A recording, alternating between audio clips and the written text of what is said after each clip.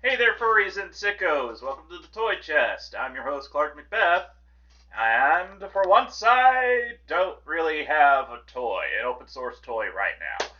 You read the title. This is a reaction video to, well, hey there, furries and sickos! Welcome to the Toy Chest.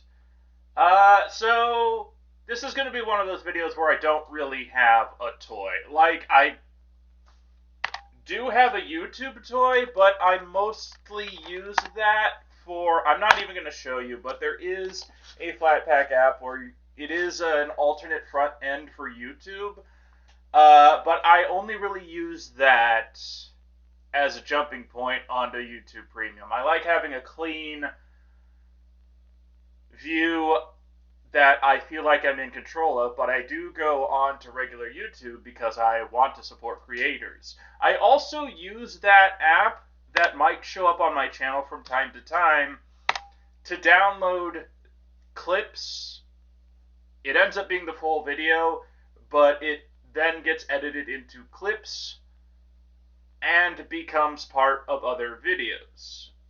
Or at the very least, part of the Song for Dance competitions, fursuit dance competitions, because I am in fact a furry. I ran for public office in Maple Grove, and I'm just gonna do that. I'm just gonna attempt that again, but it will be for an entire Senate district, just because of how much people are moaning about the first one, and can't really do that explicitly. But I know that's a lot of the problem that Maple Grove has with me, and I've already referred to Maple Grove as a shitburb. I don't really stand by that at this point, if only because of one specific project that kinda seems like it was meant to placate me and prevent my political rise.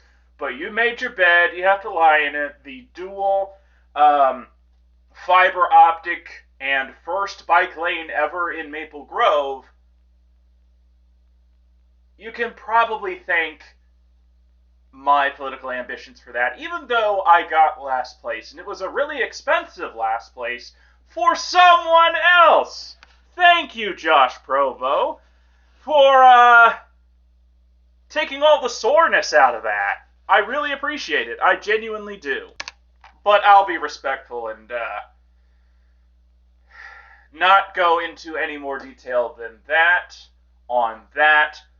But I also made on this channel a YouTube video where I predicted with 100% sincerity, like I was the only one who did that, predicted that 2025 would be the year of the Linux desktop. And it sounds crazy every time it happens, but here we are. PewDiePie endorses Linux. And this is after Jaden Animations. Is that the name of the channel? No, that's a different one. That's the girl with birds. One of the animation channels. The one where he lowers the frame rate and becomes like one of those scenes in recent DreamWorks films where they chop the frame rate. He does that. And I thought about doing that and experimenting with that, but I decided not to. I want to look more genuine and less fictionalized than him. I want to be like the serious guy because it fits me. I'm a serious guy. Some would argue way too serious. But that comes with the autism. And I don't apologize for that. I will never apologize for that, not even if I was held at gunpoint in front of RFK Jr. But that's never going to happen. I'll make sure of it. I'm the edgy open source enthusiast from Minnesota.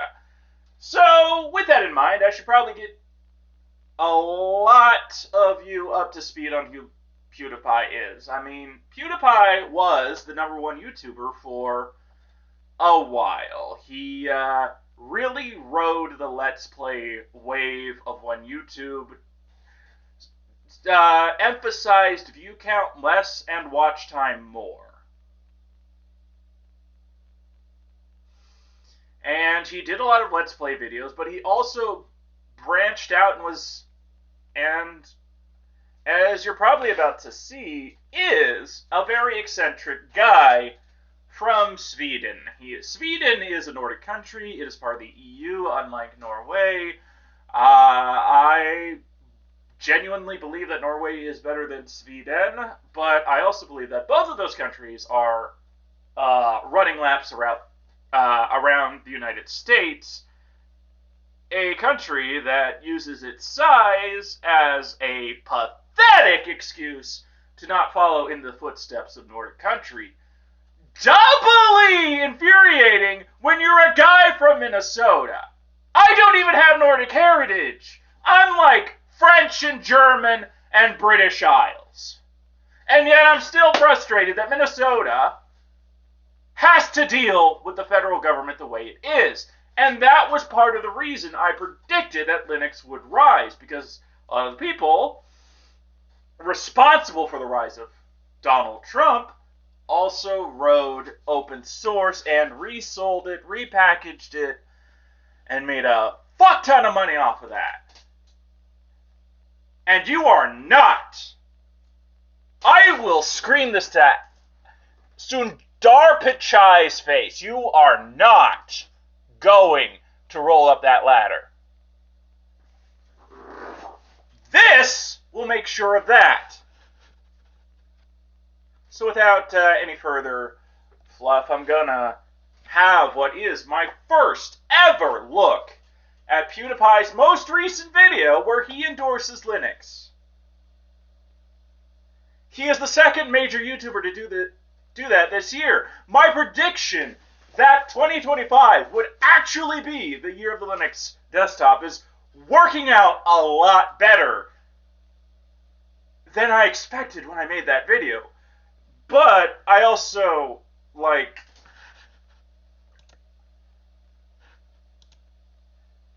gotta be honest with you, before I run the rest of this. This is the last thing I'm going to say before I run the video itself. I did have some different reasoning, and part of that reasoning was the Immutable distro, something where you have an operating system that is in a read-only state, and it takes images of itself, and you can roll back because almost everything is done in the home folder, and anything else cannot be modified.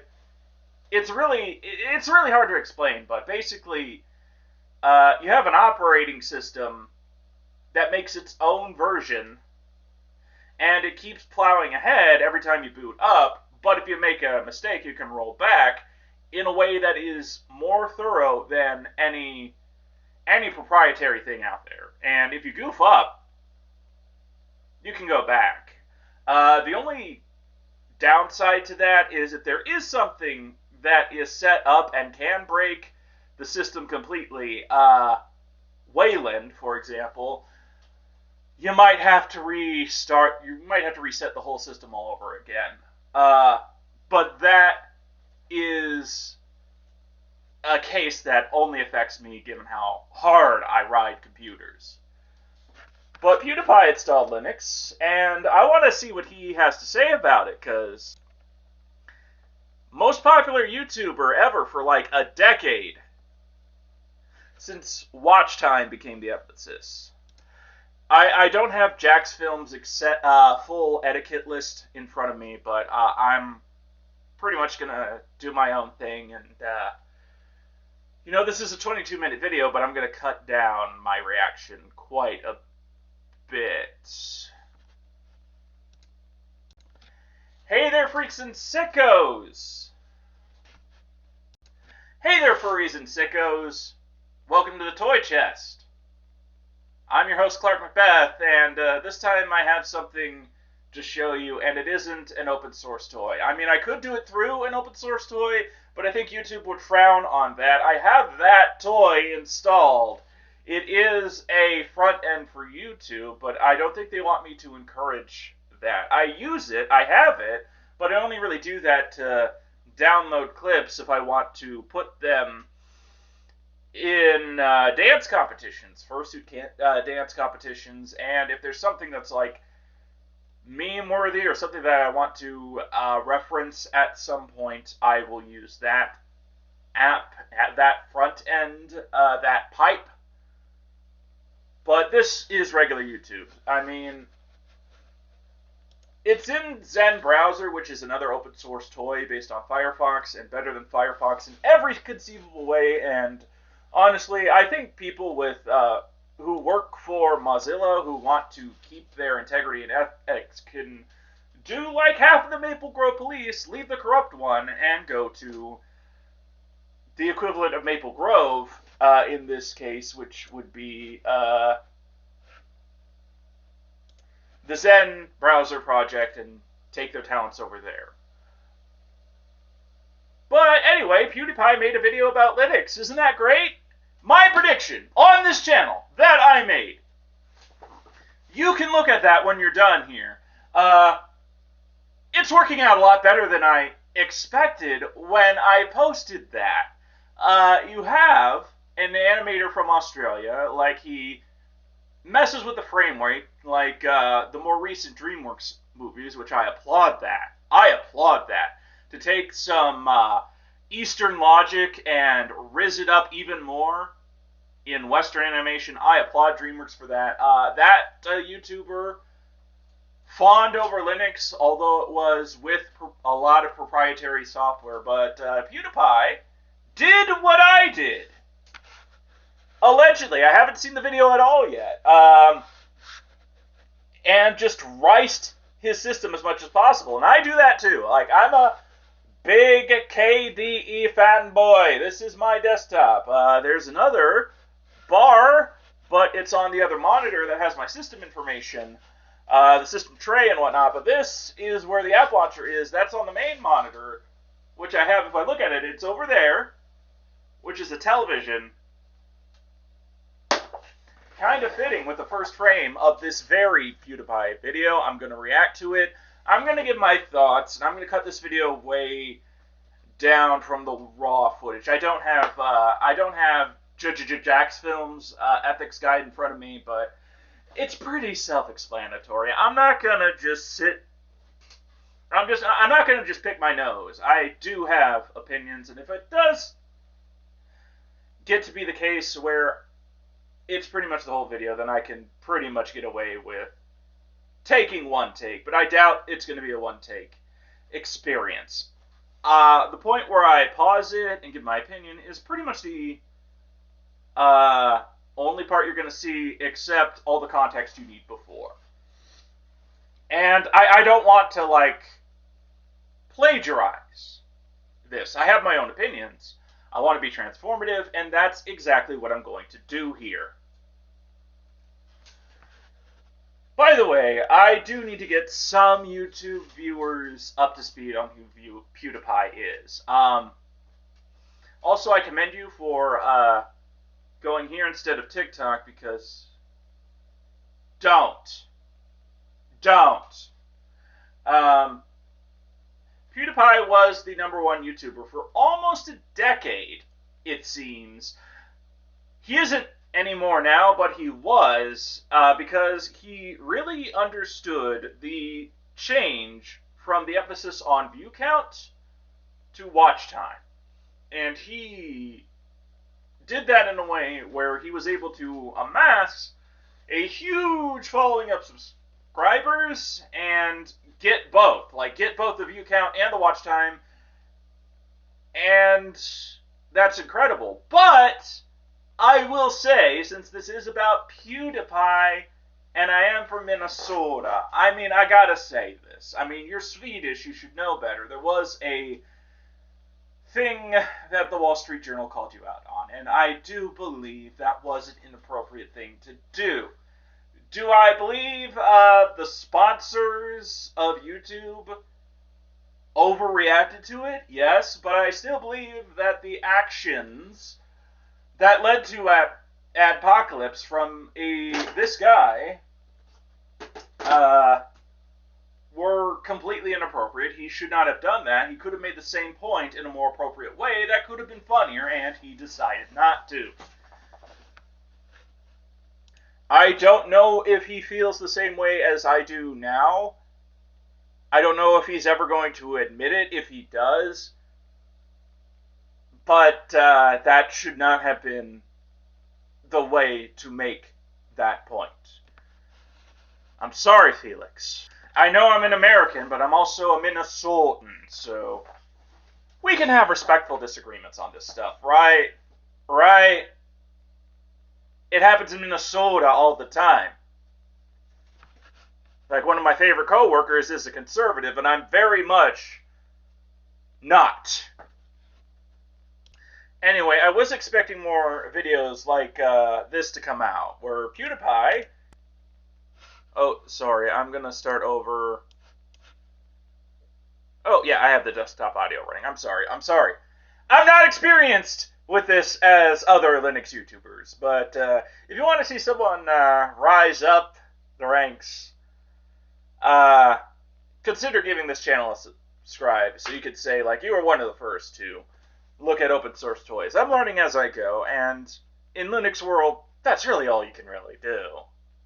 I also need to get a pair of headphones. It's like in an old radio call-in show where you had to turn down the radio if you were on the phone calling a radio station type of deal.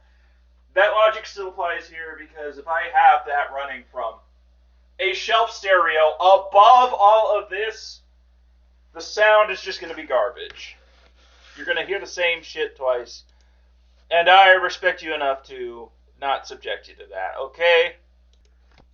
So pardon me for a bit while I show off Zen Browser, which is based off of Firefox, and I think anyone who still works for Mozilla and values the integrity of their job should just do more work for Zen than Mozilla itself. I think that is a dying company and brand, to be quite honest with you. But here I have the international standard pair of headphones, effectively the Audio-Technica ATH M50X.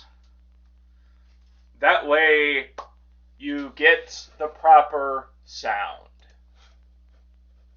And I can still hear the video. Double winning. As a culture, we need to embrace that kind of combo of victory again. Hey there, furries and sickos! Welcome to the Toy Chest. I'm your host, Clarke MacBeth. And I'm gonna do a little dirty. I'm gonna show you a video through proprietary means. I could do it through open source means, but I don't think YouTube would be too happy about that. I really only use that app, by the way, just to get clips, mostly for dance competitions, but I will probably grab more clips for future videos in the fairest of use. But I have the proprietary YouTube Premium site here, and I'm going to react to Felix Kjellberg, or PewDiePie, trying out Linux. And this is becoming more of a thing. Like I predicted on this very channel at the beginning of this year that 2025 would be the year of the Linux desktop. I had some economic and political reasons. I mean, I am the furry who ran for city council in Maple Grove and failed. That was an expensive failure for someone else to get me in last place. So thank you, Josh Provo, for not putting... Like, you literally took the salt out of that defeat. I was in last place, but that was an expensive last place for you. But PewDiePie trying Linux is no trivial thing. This was the #1 YouTube for what felt like a decade. He isn't anymore. He's like semi-retired, but for like over a decade, past the transition from the emphasis on view count to watch time, he really was able to master both, and he was the most subscribed channel for what felt like a decade. And he is a controversial figure. I gotta touch on that. I'm sorry, I live in Minnesota, United States. We're a bit more intelligent than the president on average. Like even the dumbest of us. I'm sorry. Except no, if you voted for Trump, I don't apologize for any hurting of your fifis. I gotta say that on all my channels because I value liberty and freedom so much. And I mean it, and I follow through, and I want freedom to go to every class of individual, whether it's PewDiePie, someone like myself, or someone way worse off than me. So I gotta be the guy that says I do not like what nearly got this guy and YouTube itself canceled. There was absolutely another way to make that point that would have been more appropriate and funny, and Felix decided not to do that. Do I think the Wall Street Journal overreacted? Do I think the sponsors of YouTube overreacted to that? I mean, YouTube was known to be edgy already, so yes to that, but also yes to what PewDiePie did was very inappropriate. And it led to the first adpocalypse on YouTube, so... I mean, I'm still happy for the guy, though. He's semi-retired, and he's saying good things about Linux, and, you know, enemy of my enemy is my friend, at least sometimes. But yeah, I mean, the very fact that he made this video means I can set those feelings aside and just see what he did. Like, from what I heard, he really rised to Linux, and like I did too. This is the flag of Minnesota. If I hit the super key, which looks like the Windows logo for most people, that's the app launcher. That's like the start menu that I put in KDE. I customized this part, and I use a distro called Aurora Linux. Now, I don't know what he did. He probably did something different. But my reasoning for the prediction, a sincere, genuine prediction that 2025 would be the year of the Linux desktop, is one, Microsoft just not getting its act together for way too long. That is the biggest driver behind this. And two, immutable distros. Immutable distros are very hard to describe, but basically it's an attempt to make a computer that, an operating system that cannot be broken. Like, no matter what, if someone hacks into your system, you can just find a way to get that running again, because the operating system itself lives in a read-only state. The files don't, the home folder doesn't, but the operating system itself definitely does, and everything has to exist in the container that doesn't break the system itself. It's not just about restoring your system. You completely, like, mess with time, kind of. Like, there are things with immutable distros that you can restore, that Windows Restore, Mac OS Time Machine cannot do. And my favorite thing about Linux is you have the choice. You can do it this way. You can do it in a way where you can actually brick your machine if you so choose. I don't think there is a genuine culture war between whether your Linux distro can be muted and also your entire machine permanently, or the way I do it, which is a more safe, containerized way of doing things. And since Linux is the reason that I and so many other people have dabbled into programming, which is a very highly valued skill, vibe coding or not.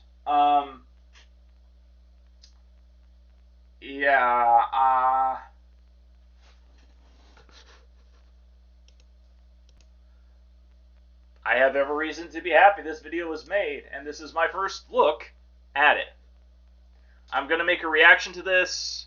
I'm going to try and follow Jack's Films etiquette guide as much as possible, and I'm going to be speaking a lot as this video happens. And this is PewDiePie. Like, his whole bread and butter has been reaction videos and parody and Let's Plays. I mean, this is the guy who milked watch time while also getting that sweet subscriber and view count as well.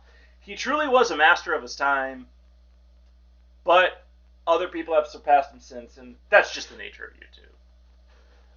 YouTube. So, what do I think of him?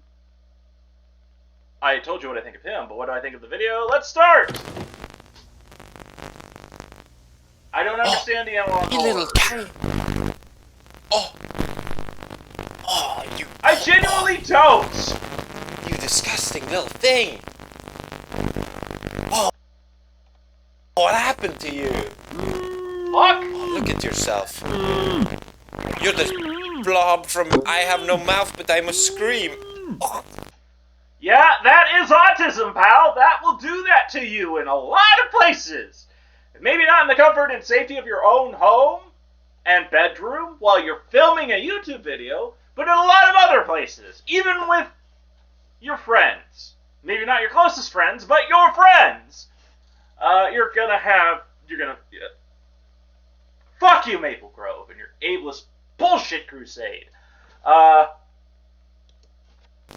Who did this to you? Was it Windows?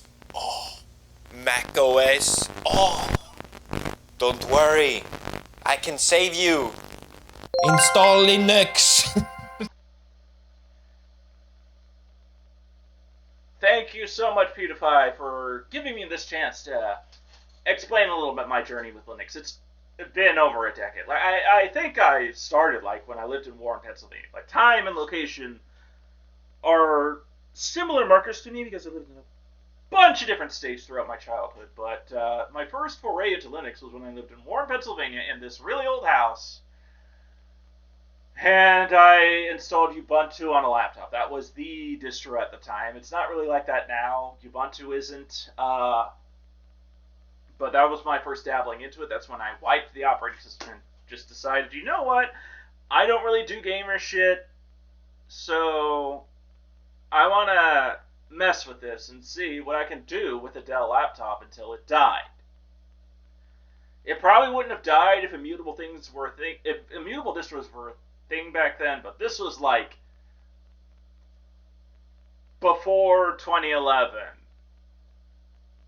And I've had a lifelong fascination with computers in general. Like, if there are people in Savannah, Georgia, who still remember my name, even Warren, Pennsylvania, and Cheyenne, Wyoming, who still remember who Clarke MacBeth is, probably one of the first things is that, yeah, he was very fascinated with computers, and I understand why he moved to Minnesota. Like, they're way behind on that, but really trying very hard to catch up with, even Georgia. What if I told you you can look like this?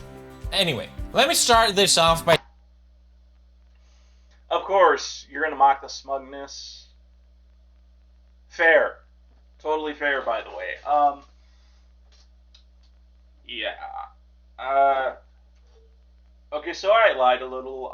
Up to basically 2 minutes I saw before. Okay? I like to be honest. I just do. And we're smug. Like, if you're Linux, you're gonna be closer to... If you run Linux regularly, you don't have to be programmer curious at all. You don't have to open the terminal at all anymore. You can install Bazite, you can game, you can do Let's Plays, you can post on YouTube, you can do everything that PewDiePie did before, but better.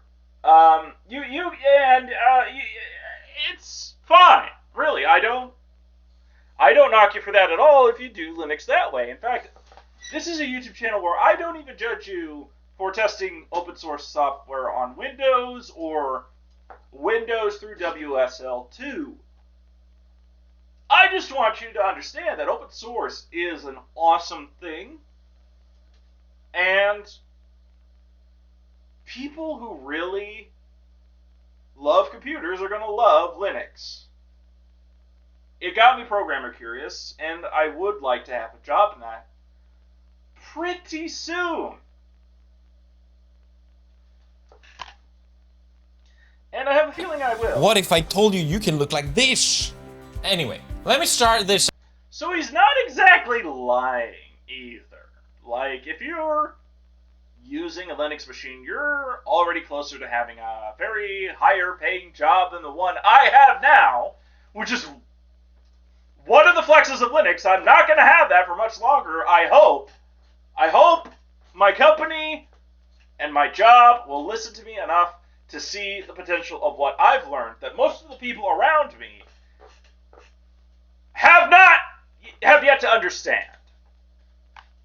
Off by saying I am not a tech guy. You saw my PC building video. You're so bent. I'm surprised the whole thing hasn't exploded. It's like sitting next to a bomb every day. First experience is always like that, by the way. And this also counts if you just fit your framework laptop together. That's what I'm filming this on, by the way. Here, let me show you. A lot of Linux people do this. I'm going to open a terminal, which in this case is going to be Wave. And I am going to type in FastFetch. It's built into Aurora Linux. Others you have to install FastFetch, and it's currently maintained unlike NeoFetch now. This is the system I'm running this on. This are the specs. A lot of this is custom. A lot of this is added. Like I have a SATA toaster to the side of the laptop I'm filming this on, and the webcam is up here. The laptop's down there.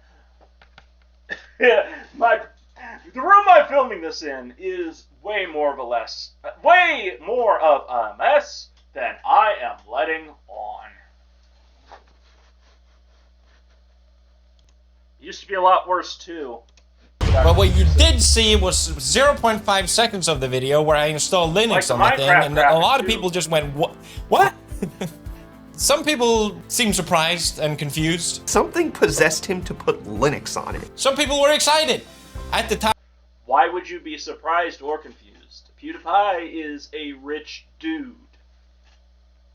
So he's going to value his privacy. He's going to want to make the most cost-effective decision no matter what. That's how you actually get rich, other than nepotism. PewDiePie did not get rich through nepotism. He actually earned it. So it wouldn't surprise me that he chose Linux instead of Windows. I didn't know the power that I had. I was like a baby with a rocket launcher. For years, I have been tortured by Windows. But now I have not used Windows in years. The last Windows version I used was 11 on the framework laptop about 2 years ago, and I decided, you know, why? Truly, why? Most of the games I would review, like Indigo Park, which I want to finish reviewing, I can run on Linux.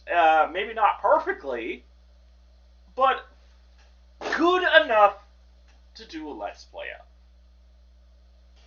of. Right? And I'm not really a gamer in general, so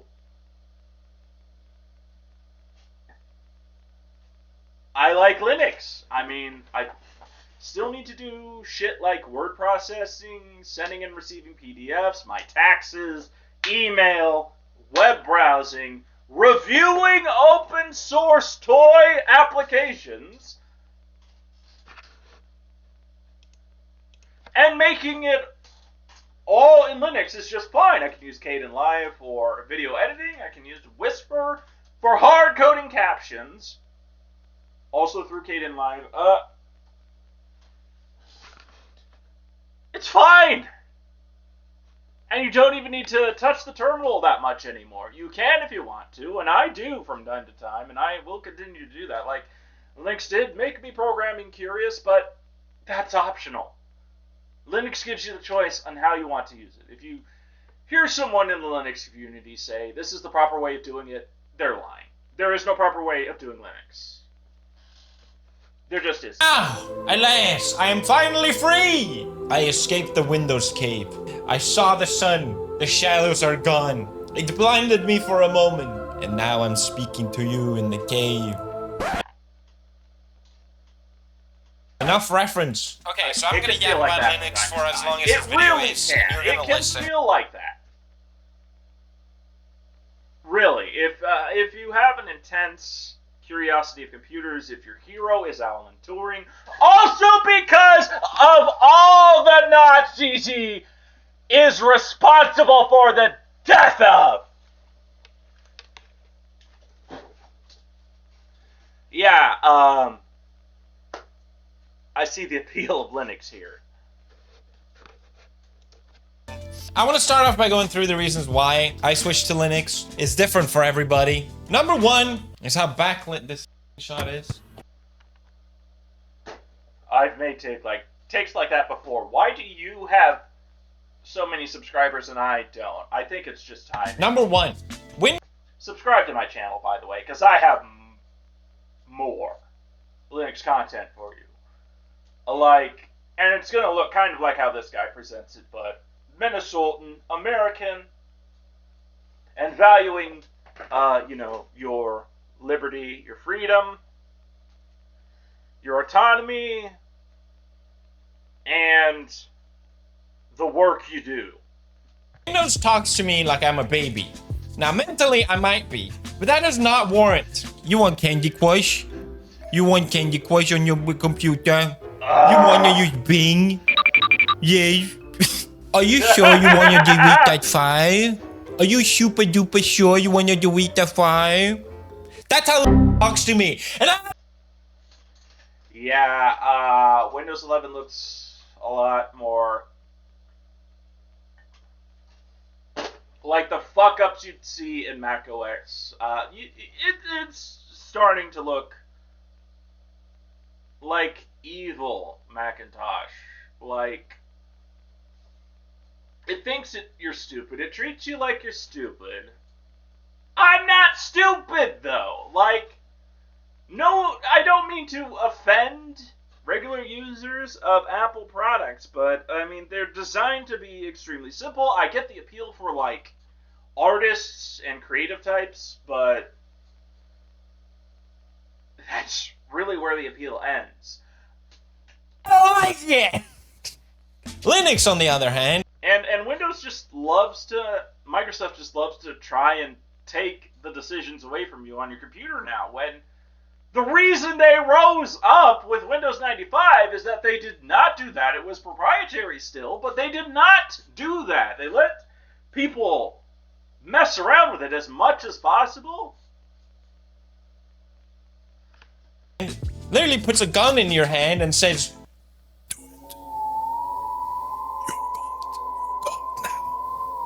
my first sort of aha moment when I installed Linux or started using it was, wait a minute, it does exactly what I wanted to do. And there's just a really powerful feeling about that. I do want to share. I mean, yeah. Even the immutable distros will let you do whatever you want to them within their boundaries. I can make a container to do whatever the hell I want. But if something in that container goes awry, then the container breaks and my computer is fine. Linux is the choice that Americans are seeking, and it's free. Like, there are so many ways to install Linux on your computer. You can do a bunch of different distributions and desktop environments. And I have a feeling this guy's going to show you guys my setup as well. I will get into that. But first, reason number 2. As an epic minimalist, the bloat is real. It always bothered me. Anytime I install a new Windows, I spent like an hour trying to uninstall all the pre-packaged BS that I don't want. Windows is like, I know you paid $100. Most people don't pay jack shit and get an even worse experience, but yeah, Windows. How much power have you wasted in contrast to Linux? You're not as efficient as Linux, and that's why you're not on any serious supercomputer anymore. You're going to save power. You're going to do more with the same amount of power is the proper way of putting it. Like, I have chatbots on the very thing I'm filming this on. Like real, functional, useful, AI, open source, open training chatbots. And that's going to be a thing for another day. Or whatever for me. But I'm still going to put ads in here. Yes. Put a little AI in here. You want that, right? That doesn't benefit me. It's for you, the consumer. Bing! It doesn't benefit me that you use Bing, but please use Bing. I stand corrected. It's not like evil Mac OS. It's more like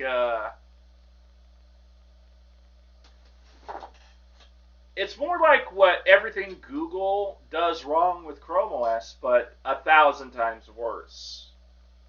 That's what Windows 11 is like, and the ignoring of consumer demand by big tech so you can impose your own personal agenda into our lives, that shit's got to stop. And this place is probably going to be one of the places that makes it stop. Microsoft is an annoying suite, apparently.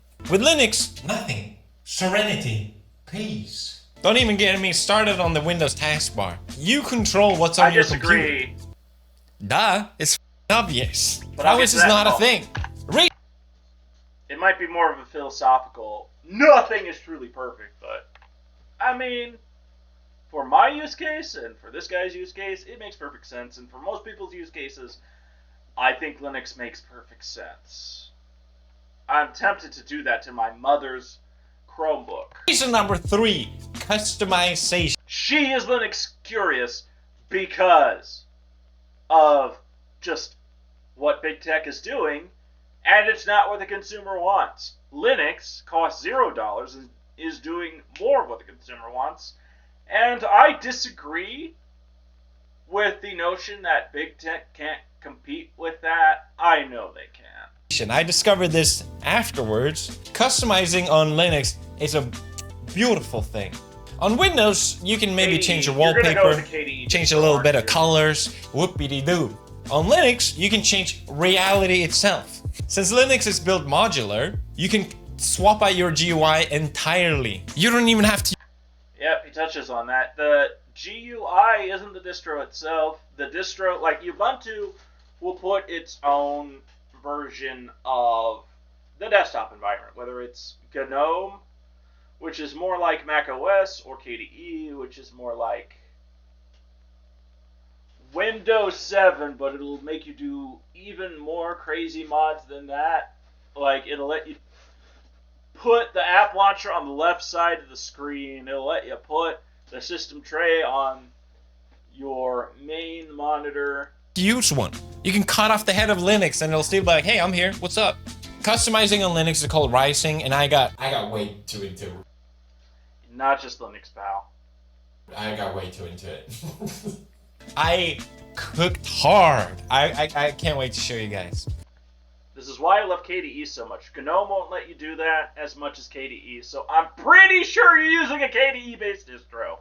Now, reason number 4, gaming. Gaming on Linux is finally real. I actually installed Linux 15 years ago. That's right, I'm old. The biggest hang-up, and I too. Uninstalled it after like a couple days, as a lot of... Not that big a deal. Like, the number of games that don't work on Linux is shrinking fast. And the few games I would like to review and do Let's Plays of on other parts of YouTube, on my main real name channel, it'll go. People do when they realize, oh, I can't use the things I need on Linux. That will help you with compatibility with what are mostly Windows-centric games at this point, even more. And for me, that was gaming back then, because it's like, well, then what's the point?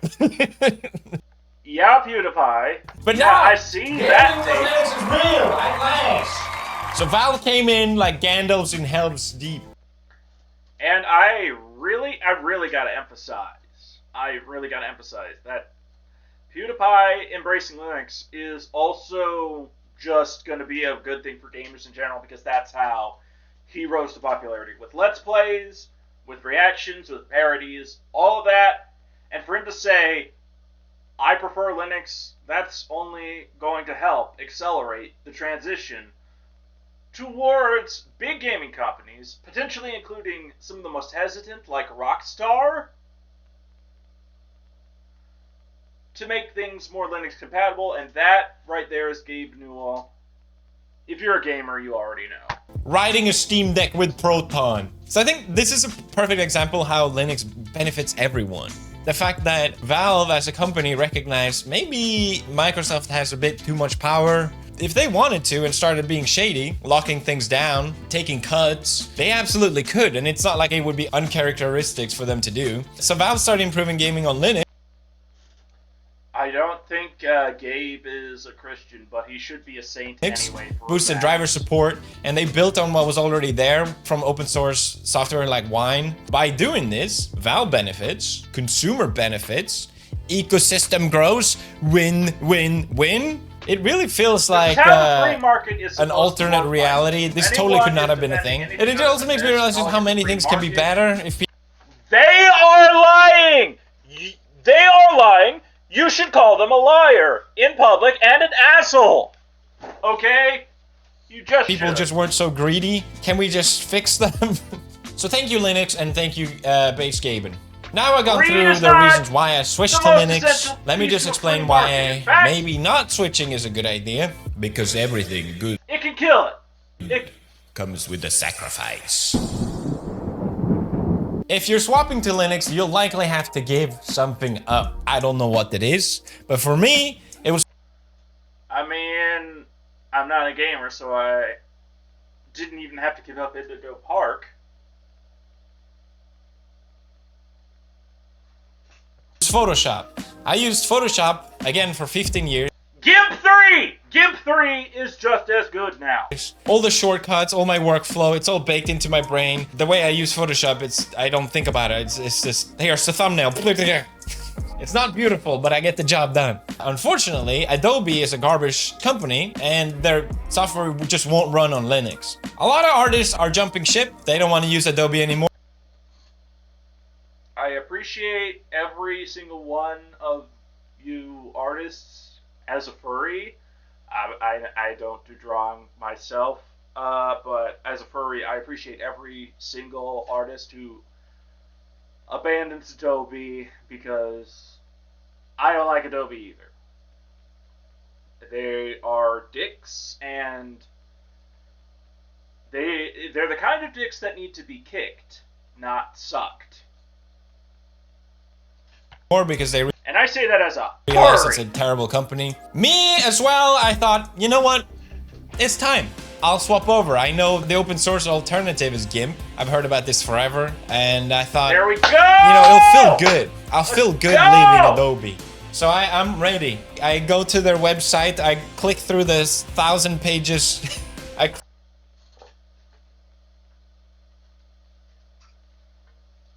crawl through the bushes just to find the goddamn unsubscribe button, and I was so ready. I was gonna be like, you do.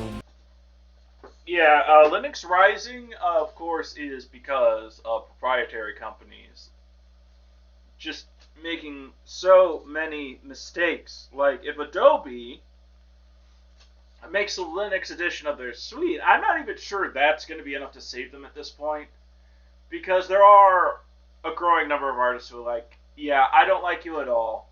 I would rather use open source software on Linux and go through that learning curve than deal with your products ever again.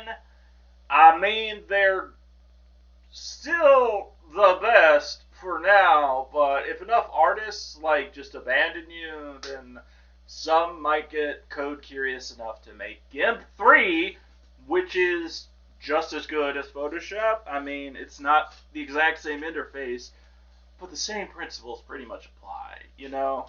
Just unsubscribe. You know what happens? You know what happens? They hit me with an unsubscription fee. Yes. Those. And that should be illegal.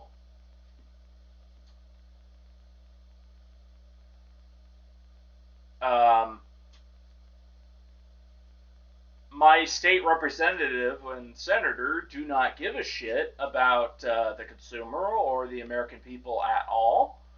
And that's part of the reason I will actually run for state senate, because that should be illegal.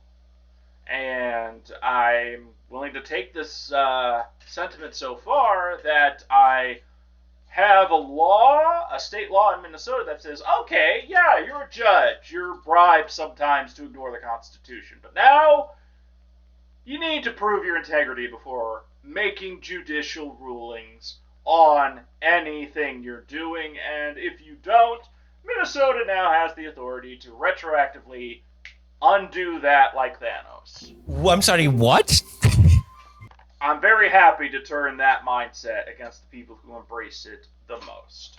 I have to pay to not use your software?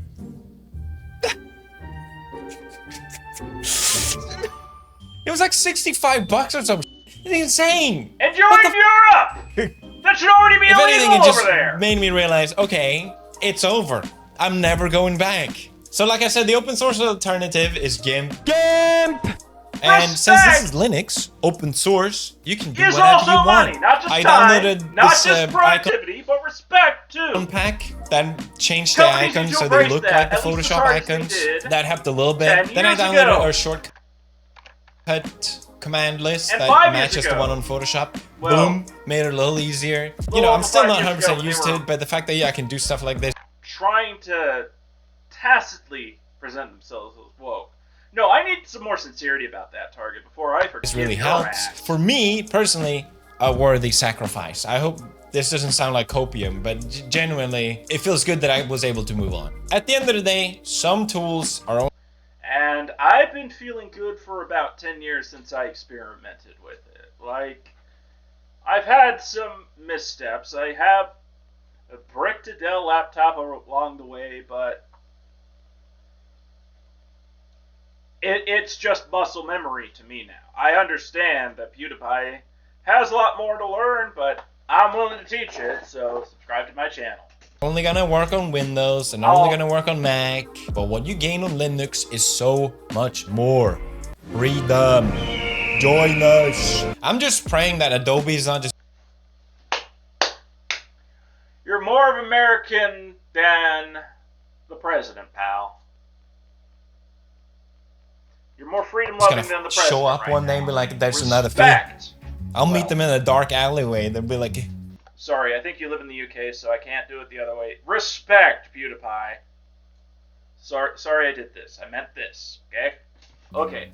I'm an American, you understand. Now that I've convinced you to swap to Linux, you have the wonderful choice of picking a distro! Yay, so many of them! I hear people go... You're gonna do KDE. I mean, if you're gonna rice it, it's gonna be KDE. You can't rice GNOME! I mean,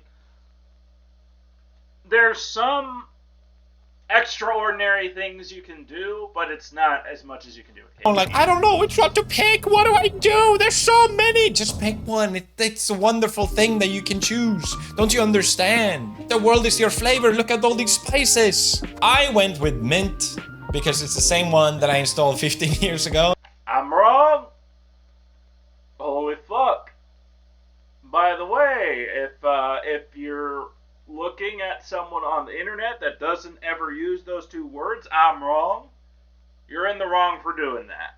Yeah, so he picked Mint. And I knew that it was beginner friendly and that it still holds up. It very much feels like Windows, just better, okay? You don't even need to touch the scary terminal. If you don't want to, you don't have to. It's okay. Respect! You should though.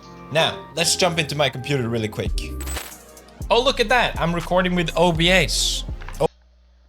So, Linux Mint is based on Ubuntu and Debian. If you don't want to have the Ubuntu fluff, which I do have virtual machines running LMDE, which is Debian edition, which doesn't have the Ubuntu bullshit on top. But there are a lot of customizations you can do with Cinnamon, the desktop environment for Linux Mint. And yeah, I'm filming with the same program he is. That's OBS Studio. Open source is always the best source. Couldn't get Bandicam. They didn't have a Bandicam. I can't believe I paid for that. There's like free versions everywhere. Would I recommend Linux Mint as a first distro to try out? No. Probably LMDE, because I think you should fuck Ubuntu now. Just because of snaps. I'm sorry. I'm sorry. Everywhere, that's so much better. I know that was my first thing, but I don't want to really deal with Canonical's attempt to make Linux more proprietary. And that does seem like what they're doing. Okay, alright, so this is the terminal. You probably heard about it in Linux. Feels a bit strange in the beginning. Let me just show you how it works. But first, wait. Oh, yes, today's sponsor? 3, 2, 1. Wrong! G Fuel! Wow, look at ASCII He art. knows bash I love scripting it. too! Beautiful PewDiePie tub. Right now, you get Respect, a free PewDiePie Pew! shaker Respect! cup, which is an amazing deal. If Respect! you order $50 or more, highly recommend. It's a great deal. This is probably the best deal you're ever gonna get. Although, and then I have my laptop, which I called Dionysus, because I wanted to mess around with it. Dionysus is the one I really went hard on the rising. But I just wanted to show some terminal commands really quick, just so you get an idea how it works. I talked about this in my last video, but the first thing that really blew my mind with Linux, I just noticed my computer was booting kind of slowly. So I found this command called systemdanalyze, and it tells you exactly how long it takes for your computer to actually load, and what part takes a certain amount of time. Linux is also an awesome thing to do. To make your use of time more efficient. It has a lot of tools for that, and you can do automations in Bash, and once you do that, you start to become full programmer curious. I don't know if PewDiePie will ever get to that point, but it's starting to look like he might. And if he does, that would be a really huge benefit to humanity if he's like, hey there, I'm going to show you some code projects. More people doing that would be a wonderful thing. And it used to be like 45 seconds. I was like, dude, this is terrible. So then I found another command called blame, and then you can see exactly what part is kind of slowing down your system, which got me into like really optimizing it. And I had so much fun doing that. And it just made me realize, just like on Windows, if my computer is kind of slow, I have my computer running most of the time. It is an immutable distro, so I do have to restart for updates all of the time. I update it. I restart the system like a few times a week, but yeah. What he's talking about doesn't really apply to me specifically. you just kind of deal with it. It's like, oh, okay. Well, what can you... And the boot time overall is way shorter than Windows. I don't know about macOS, but way shorter than Windows. You do. On Linux, it's like, the world is your oyster. You can fix it. Personally, I like that kind of stuff. The second thing that blew my mind with the Linux terminal was just how fast it is at searching. Searching on Windows is so annoying. It takes forever. Sometimes it doesn't even find the file. Terminal. I don't know how much, if he knows the history of why terminal emulator is a thing, but terminal is going to be the fastest way to do stuff on Linux. No matter what. It's a completely optional part of the experience too, but like typing in flatpak install and then the flatpak string, the name of the flatpak file is gonna do what you want it to do faster than Discover. If you update it, it's gonna be faster than if you do the graphical app Discover. The terminal is mostly a text-only thing. And even though you type, it's kind of based off of what computers used to be like with MS-DOS and the IBM PC, like where it was mostly a text-only thing. The terminal is meant to emulate that, and it's such a thing in Linux because Linux people want things to run as efficiently as possible, and that is the most efficient way to do things. But if you don't really care about that, you're still gonna save a lot of resources and power running Linux through graphical everything. The name of it perfectly, and a lot of times they just Bing it. They're like, "Oh, you want to search for your file? Oh, maybe no. Actually, you want to look it online. That's what you want to do." It's like, no. Linux, you can find any file, whatever you want. This is searching all JPEGs on my computer. That's a bad example, actually. The other thing that And also, if you search for a file in KDE, like, I don't know that, there they are. I know you're not using KDE, but I'm pretty sure Cinnamon does the same thing. I love about it is that you don't have to just search the file. You can also search text inside the file. So let's say you forgot what the file is called, but you remember roughly some stuff inside it. You can grep it, and bada bing, bada boom. What the hell is this? Spotify password text. Balls deep. Also in Linux, you can make up your own file formats. don't expect it to work on other machines, but like you can put .pog as a file format or something that's non-standard, and you can attempt to make that a standard if you yourself install Linux and want to make your own file format and want to compete in that space. I did not do that. What? Searching files on Linux is super fast. It made me realize just how it should be on a computer again. The most obvious thing with the terminal is that, let's say you install the operating system and you need to also put all the programs that you want to use on it. Usually you have to go on the browser, Google it, look up their page, go to their download page, dodge all the... You don't even need to use the terminal. I mentioned Discover a few times. This is what it looks like. Hit Super, search Discover. That's snappy, by the way. There is a GUI way to install Linux on distributions of Linux operating systems with GNU/Linux. And this is it in Aurora Linux. Almost all of this is going to be Flatpak, which is like an app, but it's contained in like the most bare virtual environment, so it can't hurt the system. PewDiePie is not running that kind of distro, but the point still stands. You just type in, like, in his case, I think it's sudo apt get VLC in the terminal. You don't have to open the browser at all, and there it is. Fake ads and all that crap. And do that and install and run each one. Wait for it to install, yada yada. It takes forever. On Linux, you just go sudo apt install. What do we want? We want VLC, Firefox, I was right! VS Studio. Boom. I know my Linux shit! Thank you. And now I can sit and look at the screen and feel like I'm a hacker. Yes, I know what all of this means. Every single letter I'm soaking in with my brain. There's so much you can do with the terminal. It's insanely powerful. I can make a whole video about it, but I don't want to keep this too long-winded. And in reality, I just want to show you my Rise on my laptop, to be honest. That's the whole reason I'm making this video. I had this old laptop. I mean, it's not that old, but I just never used it because I didn't really like using it. I mentioned before there's many distros of Linux.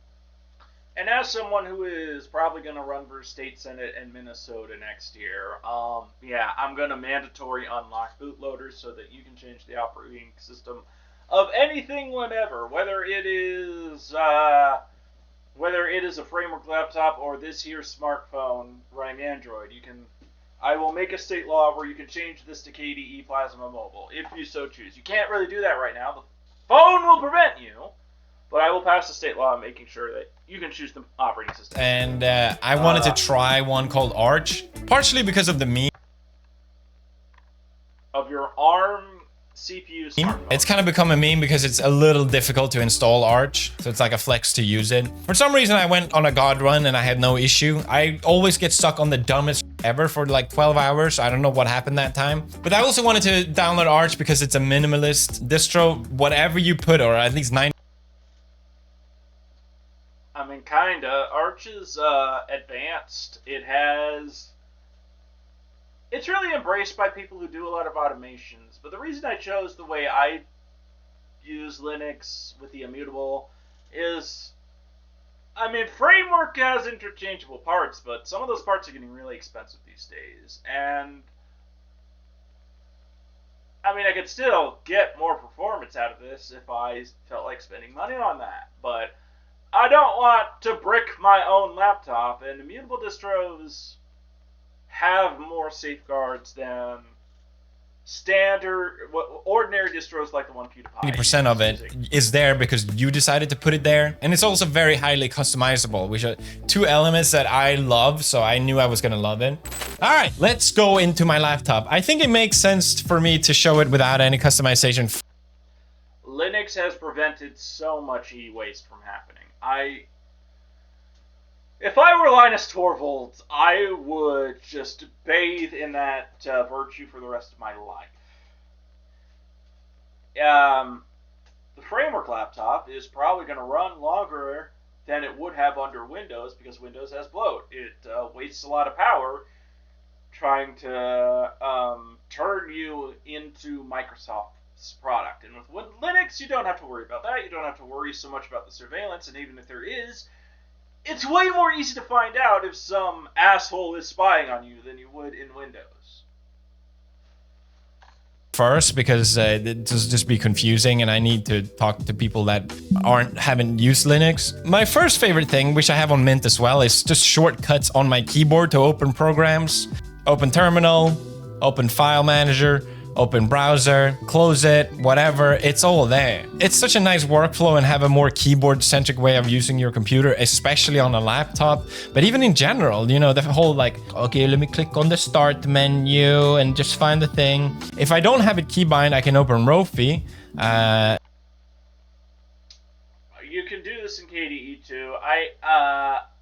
You have to make more of those in KDE, I think, but the fact is, you can customize Linux to work however you want it to, and even more so if you're not using GNOME. If you're using KDE, if you're using Cinnamon, you can have key bindings. You can make more key bindings. I don't really open OBS Studio to film this with the key binding. I do that with the mouse.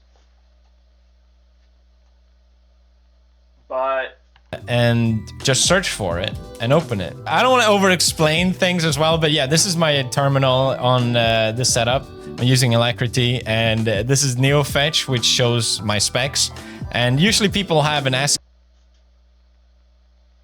Nope, dude, that is not maintained anymore. It's not going to work as well anymore. It's already starting to look like that because it's not maintained anymore. That's pretty much a canceled project. I mean, the final version is the final version. I would prefer if you showed your system specs like I did with FastFetch instead.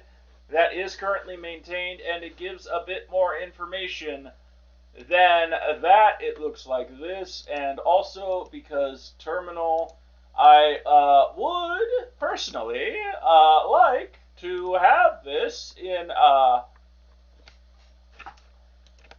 bit more of a readable color scheme here. I would like to, I don't know why Wave has this washed out thing, but I would prefer the theme to be Campbell. There we go, that's a little more colorful. And that's FastFetch. ASCII art, it sounds like I'm saying ASCII.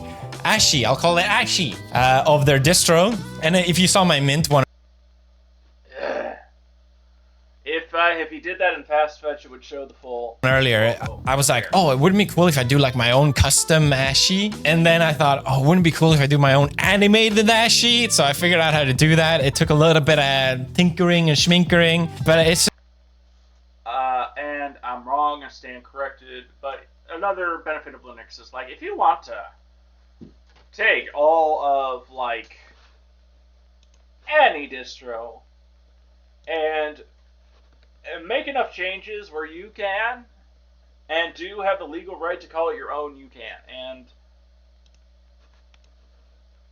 apparently PewDiePie did that. just so nice to look at. I love it. I thought about making, like, a distro I'm running that's more Minnesota Hyperland, which is this beautiful tile manager. It automatically sorts it for me whenever I open something. This is such a nice workflow, and I can close it all as well. You can literally open these until... Dude's doing way more customizations than I initially thought, and I don't do that. Oh, I do not do that. I prefer like a full desktop metaphor where I can click and drag, and it feels like I'm touching real stuff. Maybe it's just the autism in me, like having this, having Discover saying, you know what, Discover, I'm gonna close you. I'm gonna put you back in your little container while I do something else. This is infinite more real than a tiling window manager to me. when you Maybe if I were in a super intense... If I were doing super intense workflow, I could opt in and turn that on. In KDE, you have a Kwin script that can do that. It doesn't work as well as what he has going, though, so I don't know. I could rebase the window. I could rebase the whole system to run i3. You're on a laptop when you have limited screen space. It's such a great way to work with it. The point is, you have options. You decide what you do with your system. The fact that they're always there means I never have to look for them because I know they're there. And if my workspace is full, I can look at this. Swap to another one. This is workspace number 2. And I do that. Control F2. Oh, look, it's the flag of Minnesota. It's blank. I could do another completely different project here, or I can do it on the first one. There it is. Oh, you do the thing that I try not to show people on OBS. Workspace number 4. I've been recording OBS from here. Let's say I'm working on a project on workspace 1. You would want OBS on a different workspace if you have one monitor. If you have 2 monitors, do what I do and move that to like the monitor in front of your face, while the other one, which is over here, which has PewDiePie's face, how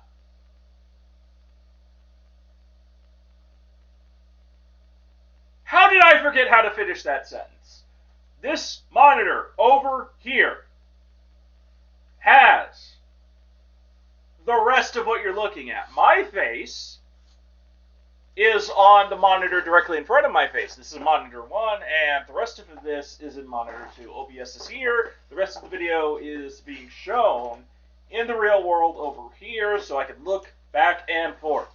PewDiePie doesn't do that, but it's great if you have Linux. Even if you don't have 2 monitors, you can have OBS running, and you can hit like Control F2, go to a different workspace that has that eyesore, so you don't have to look at it. And I can then work on another thing on workspace 2 and go back and forth. The default is 4 for most things, like Control F1, 2, 3, 4. You could do more, but I've had issues doing more than 4. And anyway, like expansion, compression, ignition, exhaust is another way to think about how you can do your workspaces if you want to do it that way. But I tend to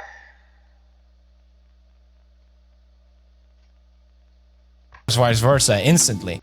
I tend to use desktop 2, 3, and 4 for more of a waterfall method. The most relevant is going to have the most water, and it's going to trickle to the other 3. I love this way of priority list at this point. It's not so much about doneness, but the priority of doing. But it's up to you. You get to pick. You have more options than any other kind of operating system on a machine. Using a computer, it's so sick. The first thing I really loved about this Arch Hyperland setup was just how quick and smooth it looks, at least. You know, like boom, oh, open, it's so nice. But then I open Are you still using Mint? my browser and it's like, what's your favorite distro, dude? I don't know how he has it set up anymore. Like, do you have Linux Mint on one thing and Arch on another? I mean, I've used Arch before, but only as a Docker type of container, like a distro box, to run things in an Arch container. oh, you see that? Ew. Again. Oh, that took forever. And it loads so ugly. So my first thought, okay, well, maybe I can upgrade my SSD to make it snappier and quicker. But then I thought, I'm on Linux. I can do whatever I want. So let's run a time here, Firefox. Let's ignore the CSS errors. I tinkered a bit too much. Don't worry about it. What was that? 2 seconds? Ah! Not good enough. So I figured out a way, and it's so dumb. I won't explain how I did it. But the fact that I was able to do it, boom, instant. Boom, boom, boom. I don't really use Linux so much for fast as for customization.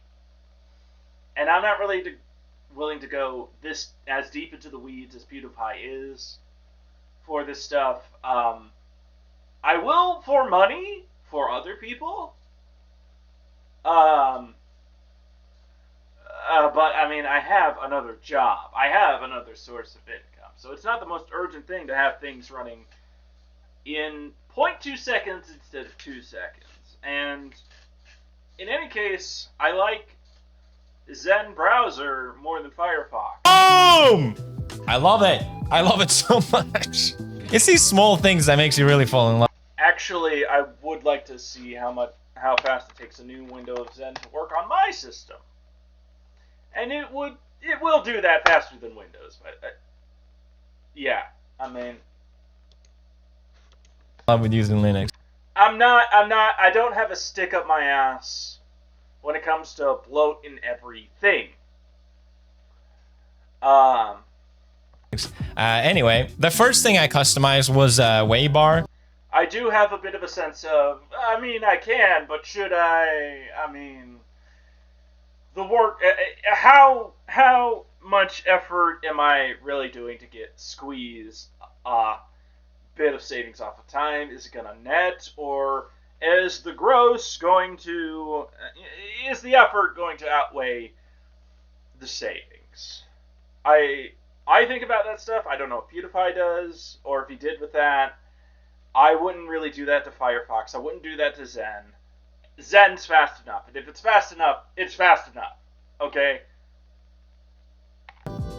Oh, I forgot to say, I can move around as well if I want to. Anyway, and move them to a different workspace.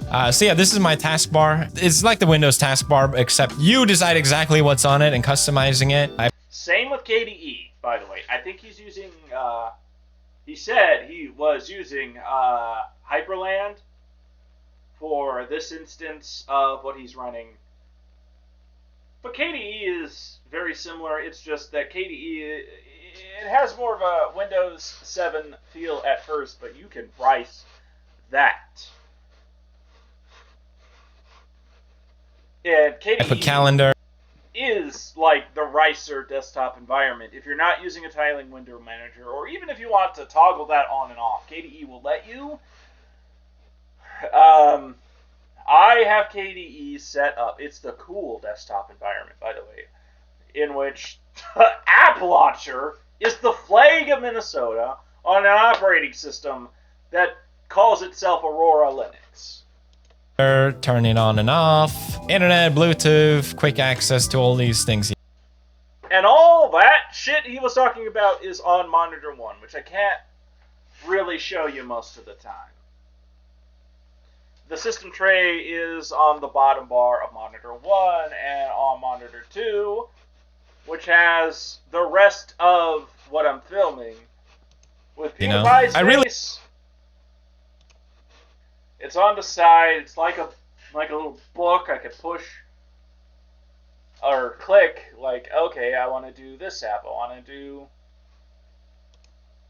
that app. I want to do Telegram. It's on the side. I prefer. I really enjoyed this as well. It's basically just tells me you pick if I'm connected to NordVPN or Pickboy should promote Linux from UPick Live. not, and I can toggle by clicking on it, and it tells me which country I'm connected to. Up here it shows which workspace I'm using. Since I have these reactor in the background, I thought it'd be cool to like LARP as if each workspace was each reactor. I'm on reactor A, there's reactor B, C, and D where it's... I mean, you could do that in KDE. I did a thing initially where it's like workspace 1, expansion, compression, ignition, exhaust. But now it's recording OBS. I'm a bit more practical minded as a Minnesotan, and I'm just like this up 1, 2, 3, 4 based on priority of shit that needs to get done, and I can move back and forth as needed. Yes. Then I have my battery bar, which is ASCII. I keep saying ASCII, which is ASCII art. I got the volume. It's pronounced ASCII in America, dude. You're fine. And you know, look, if my volume goes too low, it gets red, it's critical. Just to really LARP the whole nuclear reactor UI. To me, it's cool. I like it. All right, the second thing I did was making widgets with ew. Ew was a nightmare, I'm not gonna lie. Here we go. Let me also change the wallpaper. Yeah, KDE has widgets in and of itself. You know what? Screw it. I'm going to show you monitor 1 now. My widgets are on monitor 1. Let me pull that up here and show you to your face. And I'm also going to move live captions, which help me keep pace a little bit. I'm going to move that to monitor 2, but I'm going to show you monitor 1 here. Monitor 1 is a square. The laptop is a square monitor. It's a very high resolution square, but it is still a square, which is great when you're making documents and shit. But I have widgets here. I have like El Reloj, the clock. I have 2 of the same weather widgets. I have one with weather details, with the temperature in Earth units, and I have the forecast there. And it's really important to know that because I'm in Minnesota, and one of the things I want to work on involves, having some automations dealing with America's emergency alert system. Like, that all happened near my house. I have my exact house coordinates attached to this, but I did change the name because common sense. And I would like to have some automations where I have the main light there and there turning red during a tornado warning. A tornado warning did not happen where I lived during the most recent round of storms, but the reason I'm so late to making a response to PewDiePie is because of that. I'm in Minnesota. We get crazy weather, worse than Sweden, worse than the UK, where PewDiePie currently lives. And somehow that became a round of refugees. This is also a real photo of Minnesota, by the way. Lovely nature. Lovely. This I will defend. This everyone should defend. Really quick, what was that? All right, so this is my desktop. Let me play some music, actually. So first I added this visualizer because I just saw a lot of people doing it. It's using Kava, but I changed it again with Ashy. I want to test some of this shit that PewDiePie is doing, not gonna lie, and do reviews of this stuff. Full reviews on this here channel, Open Source Toys. Thank you, PewDiePie, for helping me come up with more content. I appreciate that, and I appreciate you for trying this out and going as deep in it as you can. And I hope you do more videos along this line. So it looks a little more Matrix. Because if you don't, I will, and friendly competition is the best kind. But I changed it again with Ashy. So it looks a little more Matrix and hackery. Here we have my uptime. Just how long it's been running and how much until my battery is out. I should probably charge my laptop. CPU temp, I should probably change. I use my Framework 13 like a desktop. I don't know why. Well, I do. It's more energy efficient than having like a full tower. But like I have a mini PC over by the second monitor if I want to do more intense AI shit. Cool it down a bit. All of this is it changes. It's not just like visual flair. And don't you worry, furry artists. I don't use AI to do artistic things. It's more of a coding thing for me and learning to code. And I like having a teacher on my computer, and I want to use it as a teacher. Like, I want this to get stronger, and I have some models downloaded that are just as good as GPT. All it is. But fully open source and with an open set of training data. You can look at the training data on the things I've downloaded, and these are the only very specific and not widely used yet types of chatbots that I'm willing to defend the existence of. Most of the mainstream stuff that you heard of, I'm not. But CPU load, which changes. And very much not the case for if you're trying to do creativity with it. It just can't. Not as well as a human being. RAM usage, storage. This tells me which workspace I'm on. So right now I'm on Reactor B. But like to upskill yourself, I see a very useful aspect of AI with that. But that's a use case that not a lot of people do yet. I would like to show that potential and how you can use AI to upskill you and not the AI. Power consumption, completely useless, but I needed it to look cool. And then we have my two fans for CPU and GPU, and then this little spinny fan thing to show it. Upload and download, latency, and then just another VPN thing. It's kind of pointless. And then... I don't get the Cyrillic character. Do you? I thought you lived in the UK, dude. Do you not anymore? Basic weather. And then finally, to make it sort of all work together, I added a script that basically scans if I'm using a window. So if I open or close, it sort of transitions in and out of Waybar because I don't need it on both. That's just like too much information in my opinion. So this is on my desktop. It's just a nice vibe here. We just chill over here. And then when I'm in workflow, it blackens it all out. And I can just get going on my schwingy thingy. I get the appeal. Oh, and in the middle here, my I forgot to say it has power profiles, my laptop, so I thought it'd be cool to change them. It's silenced, balanced, or power mode, but I changed it to Razgon, which means overclock. You see my fans are because the fans are spinning more. This is so sick to me because I'm running from a hardware that I never used. The fans are spinning more. This is so sick to me because I'm remembering what this laptop used to be running Windows. I never wanted to use it. I hated it. Now it went from a hardware that I never used to my favorite piece of hardware because it not just looks great, it runs great. I love it. It's so sick. I had so much fun customizing. And that's why I use Linux too. Do I really need to play more? It was just a blast. Yeah, I hope you guys appreciate it as well. I've been doing so much more. I built this camera as well. Like I mentioned earlier, you can communicate with Linux even without a graphical UI.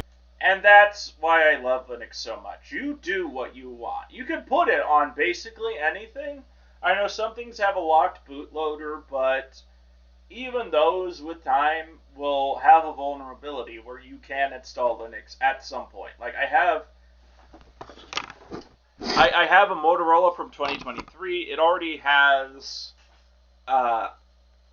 you can already put Lineage OS on that instead of the stock Android, and I believe there will be a point where you can install Plasma Mobile on top of that. There will be a way that they will find out to do so. I believe that the bootloader should be unlocked from the start, and you should be able to do whatever you want with it. I do believe that there should be more data protection laws in America than there are at the moment. I believe that we should have GDPR, but American and also way better than the way Europe does it. And I believe that if you need to break end-to-end encryption, your government sucks. User interface, do you? There's no need to break it. There are other ways to get the information to do the same. That means I don't care if they're too inconvenient. You're still strong enough to get it. Made me so excited because I'm like, wait, that means I can use other computers at my disposal. For some reason, to me, that's just like really cool. And I wanted to try what I could do with it. I want to show this in another video maybe because I feel like it's too much yapping. And I want to make my own programs too. I'm not rich, so I can't just make any hardware that I can think of right now. PewDiePie can do most of the hardware he can think of because he's rich. I'm not. I'm from Minnesota. I'm a humble Minnesotan. I can only do so much. This is a channel where I review apps for Linux like errands, a to-do list, and just show you what all you can do with those applications And I make some videos where I do some coding projects in Rust. I show you how to vibe code things, and I want to show you how you can learn coding proper with, say, like if you open Alpaca. I would download a chatbot. I would download DeepSeek. I did download DeepSeek just to spite a specific American senator, but I think learning coding through AI is fair game. I think there is a way you could do that where it will be able to teach you and you can be able to do it on your own and not depend on this so much. I want to do a proof of concept of that. And these are AI models I can run without needing to run the internet. It's not as useful as a proper search engine, like, I'm sorry, Google this one, which is also an open source toy. This search engine, CRXNG, where I could, I don't know, Minnesota. It's going to give me proper results. It's not going to give me AI garbage. It's going to give me what Google used to do. Just a bunch of pages that are super relevant for what I want to look like. For what I want to look for, I should have said, but... But my point is, I've been having so much fun. Just tinkering, messing around, feeling like a hacker. And I look forward to making a lot I gotta more be real as myself. well. Linux is not perfect. There's a lot of issues. A good example is, again, my laptop. When I first installed Arch, none of my F keys worked. Actually, sorry, 3 out of 12 worked out of the box. So I had spent a long... It's your mistake for picking Arch. I would have picked Fedora. Like, Fedora is... It's not a rolling release. It's not something that updates everything, like, every few hours or something like that. I mean, Fedora does have 2 releases a year, but it does update a lot of stuff along the way. And Aurora Linux is based off of Fedora Kinoite, which is an immutable distro, which means it's a bit more rigid than what PewDiePie is doing. I prefer doing it that way. I just do. I like having the comfort of knowing that I can't push a bunch of buttons that brick the framework laptop. As long as I'm not running too many widgets and breaking Wayland. I hope they fix that bug.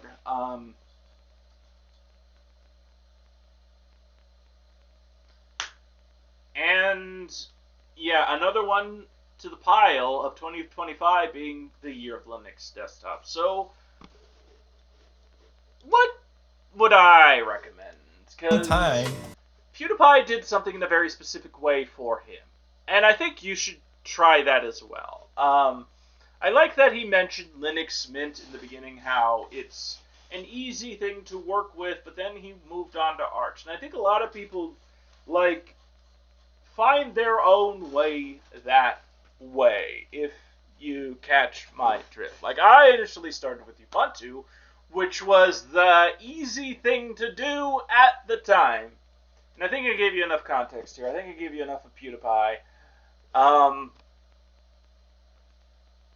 And, I mean, we're at the point where there's a lot of jumping off points. Linux Mint is one of them, but if you want to feel secure, personally, I would recommend Aurora Linux. I know that installing some stuff might be... You're stuck with Flatpaks or OS Tree, which means it has to do a lot of more thorough things to change the system, but, you know, you can't really break it. You would have to do a lot more than a Linux Mint or an Arch to do something that would break your computer itself, and that's really helpful when you're developing, when you're making applications. You don't want the application you're working on to break the whole system, and that's a risk for just about everything that is not an immutable read-only Linux distribution. Bringing them back to life. For me, it was kind of fun. I was like, oh, got another one working. Like, okay, let's move on to the next one. But I can imagine for a lot of people that just want things to work, you know, maybe this is not for you. And maybe it should work, you know? I think since Linux is... If you just want things to work, you can go to aurora.dev. Or you can do Bazite if you're more of a gamer. Actually, I don't think that's the Aurora Linux. Get aurora.dev. That's good enough if you do word processing, if you do email, if you do web browsing. More than good enough. Super stable, and even if you do a major screw up, there are ways to get back to a working thing as long as you don't break Wayland. And these guys at Universal Blue have also made Bazite. Like, Universal Blue made Aurora Linux, which is a fork of Fedora Kinoite. You can do that in open source world. You can just fork someone else's work and do enough to call it your own. And Universal Blue did that with Aurora. They're gonna do that with. They did that with Bazite. They did that with their GNOME thing. I don't personally like GNOME, and I understand why Felix wouldn't want to do that either. Like it's a better experience on Linux if you use KDE. If you use Italian window manager, like he used Hyperland. i3 is also an option. Fedora itself has. I think Fedora is a better jumping off point than people let it on to me. Like, Fedora is a fork of a for-profit thing called Red Hat Enterprise Linux that a lot of companies buy into for the efficiency aspect and the support, but Fedora is a fork of that. It doesn't have all the support, but it does have like all the options. It will plainly tell you what you can do with Linux. It has spins. It has what it calls atomic distros, which immutable, things that are way more difficult to break by design. And even Linus Torvalds himself uses Fedora and endorses Fedora. I use a fork of Fedora that's even more stable and packed with features still, which is Aurora.